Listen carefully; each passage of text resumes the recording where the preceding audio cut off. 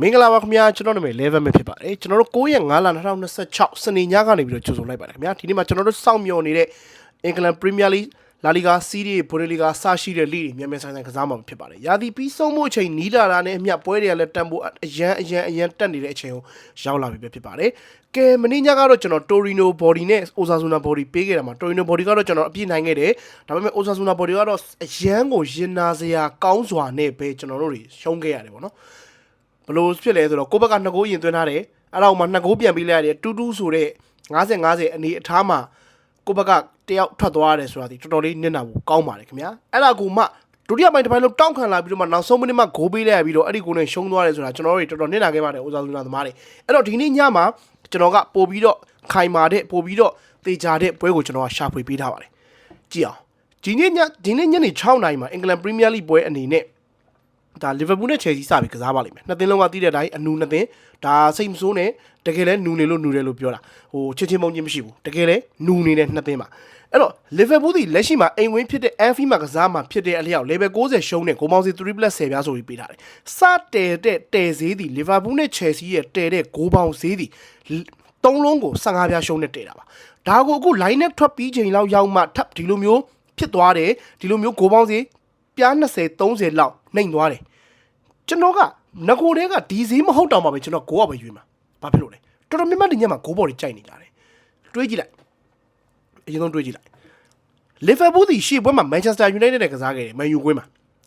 ဘော်ဒီဈေး level 30ရှုံးမဲ့မန်ယူကပေးခဲ့တာတောင်မှဂိုးပေါင်းဈေးဒီ3-20နီးပါးလောက်ကိုသွားတယ်3-16ပြား15ပြားလောက်နဲ့စပြီးတော့ကစားသွားတယ်ဒါဆိုရင်ဘော်ဒီဈေး level 60ရှုံးမှာ3-15ပြားဆိုတဲ့ body ဈေးကမဖြစ်ဂိုးပေါင်းဈေးကမဖြစ်သင့်သလိုလက်ရှိအချိန်မှာပေါက်နေတဲ့ 3+10 ပြားဆိုတဲ့ဈေးကလည်းမဖြစ်သင့်ဘူးဒီဈေးဒီကျွန်တော်လုံးဝမကြိုက်ဘူး body ဂိုးပေါင်းဈေးကို body ဈေးအရလေလီဗာပူးကိုကြိုက်နေလိမ့်မယ်ဟာရောလီဗာပူးဟာရော level ရှုံးတော့ပေးထားတယ်ဆိုပေမဲ့လေချယ်ဆီကဒီလိုမျိုးအသင်းကြီးတွေနဲ့တွေ့ရင်သူအောက်အသင်းတွေနဲ့ကစားရရင် Man City လိုအသင်း Arsenal လိုအသင်းကိုတော့ဒုက္ခပေးတတ်တယ်ဆိုတာကျွန်တော်တို့မေ့ထားလို့မရအောင်အဲ့တော့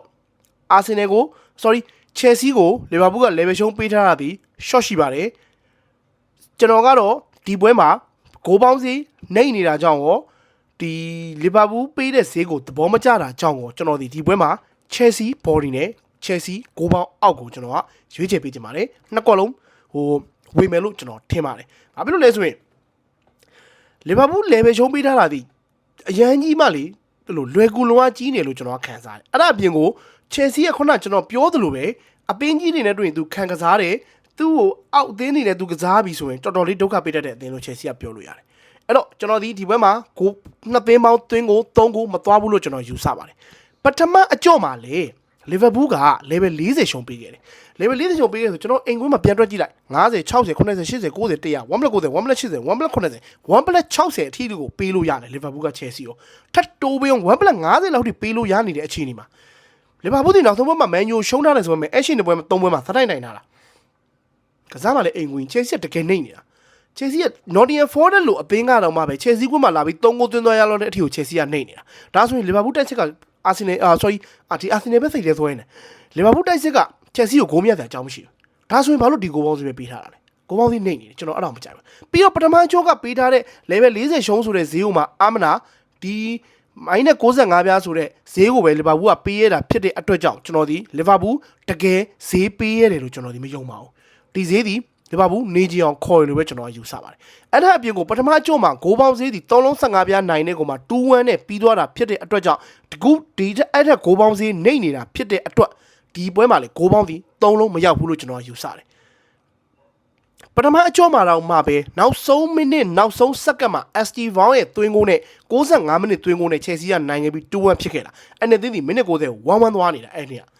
အဲ့တော့နောက်ဆုံးမိနစ်မှာဒါကန်ကြောင့်ရသွားတဲ့ဂိုးဒါမှမဟုတ်လေဒါ Chelsea အရန်ညစ်တိုက်သွားလို့ရသွားတဲ့ဂိုးနဲ့ရသွားတာဖြစ်တဲ့အတွက်ကြောင့်ဒီဒုတိယအကြော့အခု Liverpool ကွင်းမှာလည်းဂိုးတွေမများဘူးလို့ကျွန်တော်တို့ယူဆတယ်အဲ့တော့ Chelsea တည်ရင်နဲ့အနိုင်မဲလို့ကျွန်တော်ကမြင်တယ်အဲ့ဒါအပြင်ကိုဂိုးပေါင်းဒီ3လုံးမသွားဘူးလို့ကျွန်တော်ယူဆပါတယ်ခင်ဗျာအဲ့တော့ကျွန်တော်ဒီ9ရက်5လ2026စနေညရဲ့ပထမအဆုံးအစောပွဲမှာကျွန်တော်ဒီ Chelsea body နဲ့ Chelsea ဂိုးပေါင်းအောက်ကိုရွေးချယ်ပေးခြင်းပါတယ်ခင်ဗျာနိုင်ကြပါစေကျွန်တော်ခဏနေကျွန်တော်နောက်ထပ်ဗီဒီယိုနဲ့ထပ်ပြီးတက်လာခဲ့ပါမယ်ကျွန်တော်တို့ပြန်ဆုံပါမယ်ခင်ဗျာကျေးဇူးများတင်ပါတယ်ခင်ဗျာဆရာတို့